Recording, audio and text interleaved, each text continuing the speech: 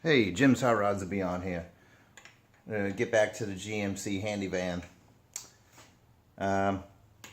Basically, bang out the dents, plug the holes. This thing's got a million holes, and I'm going back and forth between my 49 Ford and the 66 GMC Handi-van. I go to the Ford. I do all the heavy welding, which was the firewall. As you can see down there, get it all welded up, seam seal it.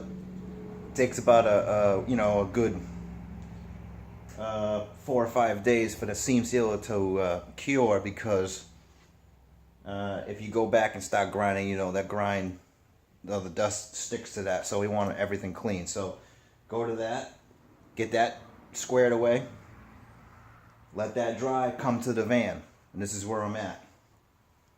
Hinges. I started doing the hinges for my life. Who knows? Maybe somebody's got a better way. I've been trying to do the hidden hinges. The pillars ain't strong enough. There's no material on these things. You need a good 3.5 inches. Just nothing here. So I'm not doing this. I seen one person do it, but it's not an early 66. So forget about that. I'm probably gonna put the hinges back on. I reworked the old hinges, had to straighten them out, blah blah blah. Getting to some of the heavy steel, like the roof. I have the original 3 braces, 1, 2, 3. Had to straighten those. You see that in the video. That was like a year ago or something like that I did. So now you're not going to do that. But anyways, Ford's supports are very, very close together. There's a lot more in a Ford. There's my other one that I have. These ones are like 39 inches or something like that apart. It's too much span. So where the spoiler is on the roof, as you can see, let's see if we get it close. You can see how the roof is like bowed. See how it's bowed right there in the middle, and you can see up in here, that's where my spot welds are for the bridge in the middle, and a couple over there. So we have to strengthen or gusset the sag. You can see it's right in here, all across both sides. Don't mind my fingernails. So that's where I'm going on. So in order to get those done, I had to start from the front, which is the sunroof. As you can see, these nice bridges, bones or skeleton. It's 1/2 inch moly tube. It's actually a heavy wall. And I cut these to length between the top post of the windshield frame and the first bridge from the roof of the rear. And then I hand bend them so it contours. And because this has all been, I had to hammer and dolly this whole front section out, because I'm painting from the roof line back. The rest of it's going to be black vinyl. So these have all been spot welded in, nice and flat, and you can hear the difference. Nice and solid. Where you hear this, beer can. So if you want to do this right, this is what you have to do. Everybody that I've ever seen put a sunroof in, they don't put a skeleton frame in. And what happens after a little while, it starts sagging. So their answer for that is to fill it in with more body filler and then Bondo. That's not correct. The right way to do this thing is to strengthen this. This thing has no definition out. It doesn't flex, and where this sunroof is so large, it takes up, well, you can see it takes up most of the roof. It's pretty big. So there you go. Spot welded all the way around. You can see it all the way around. Seam sealed it all up inside there. If you know, because the spot welds are every inch or so. So wherever you didn't get a spot weld, seam sealer takes up the difference in between there, and then it actually dampens the noise in the metal. So there you go. Now you're wondering what those holes, yeah, that's daylight coming through the roof. You're going to find this very interesting. You can see the contour here, okay, of the roof pitch. This is where the bridge goes, and then this from here to the front. They had this sound dampening material from the factory on. Well, I peeled that all off, sandblasted that a couple years ago, epoxy primed it after all the rust is gone. And on the roof, you can see the partition right there, where this is skinned was factory, okay, and then this is the rib where they had strength in it. Now, I'm going to put vinyl here back and paint the top around the sunroof all the way around. So we need to figure out a way to trim that so you don't see a line from vinyl to paint. You could do it two ways. You could do it. You could take a piece of quarter round aluminum, wrap it in black vinyl. After drilling and tapping blind screws and then putting them in there, and then you can do that by epoxy them. And I've done that once with the Plymouth, where you drill the top of the rail of a piece of aluminum quarter round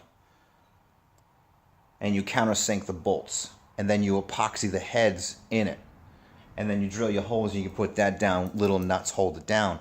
But before you do that, you wrap the whole thing in vinyl. Now, I was going to do that, but I'm like, you know what? I looked at this. I've looked at the contour, and if you look at it just like this, it's on a pitch pretty much like 39, 42 degrees.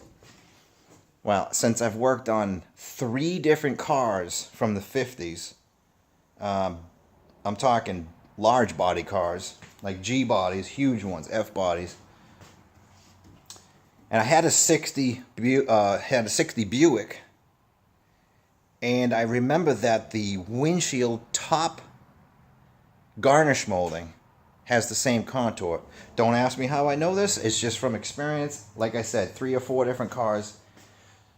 And I had one of those, and I didn't try it, so I ended up selling them to somebody else that needed to restore their GM car.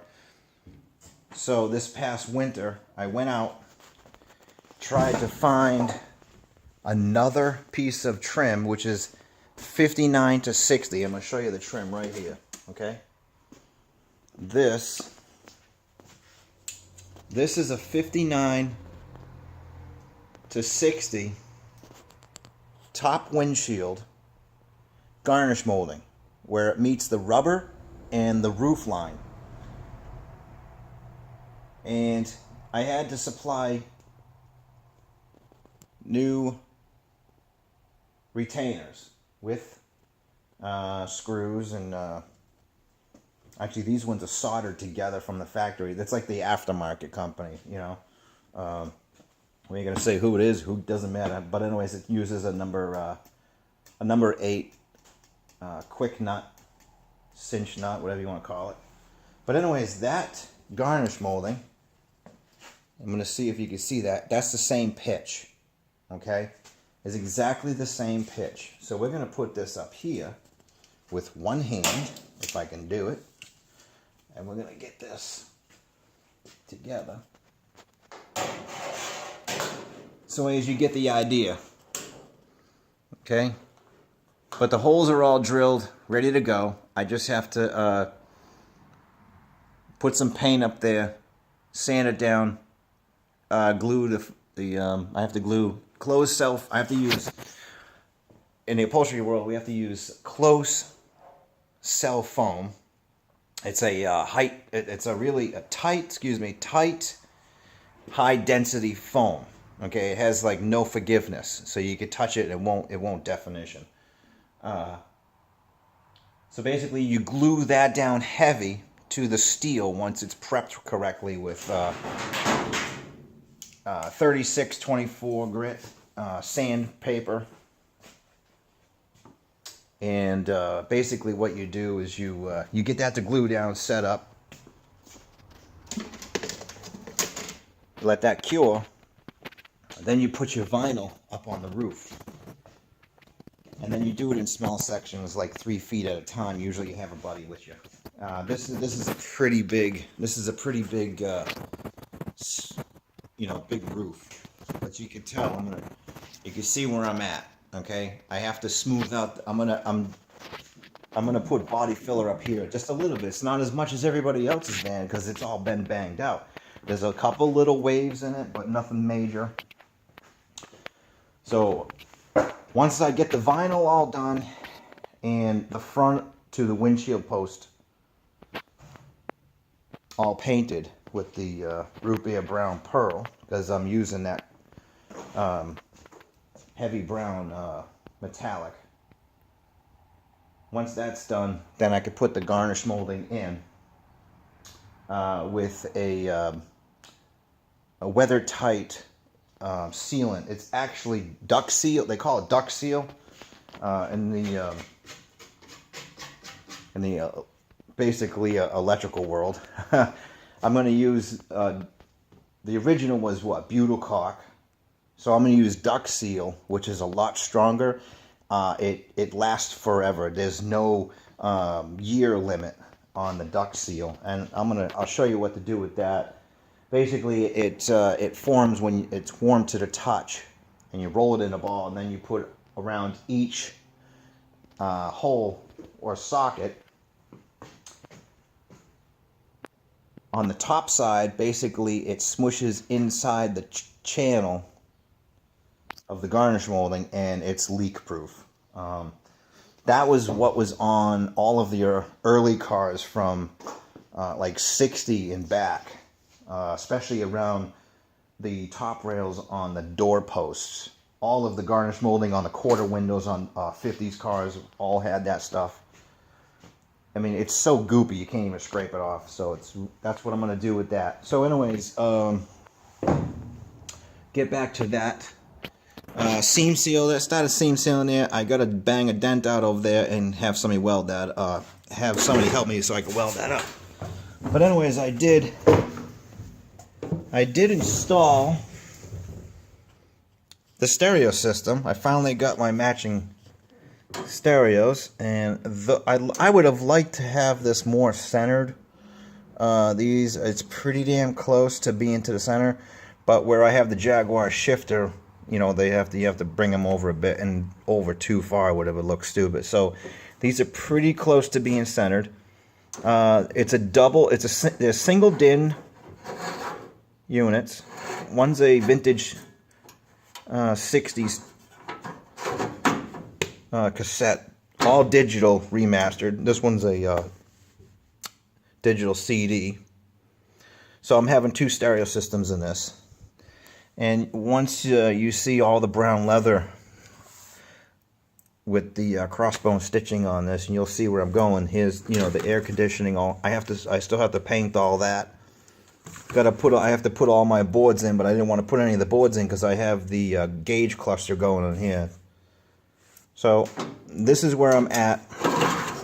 And by the way, this was, it's good, heavy, thick metal. I think it's 14 gauge. But even though I have, in order to put the DIN, you bend these tabs down. Not a lot of people have explained this. So in order to put these in, you need some bite, some heavy gauge steel. These things will flex, and I do have material going on top, but it's still not strong enough. So what I did was I weld 3/16 tabs here on each 4 corner. This one, since it's so small, I have 3 in the middle, and then I have 1 on the top of each corner. And then once all the leather's in there in the dash, I'll bend those tabs in there and plug my units in there, and they'll be all done. So that's where I got going on. Have a good day. Bye-bye.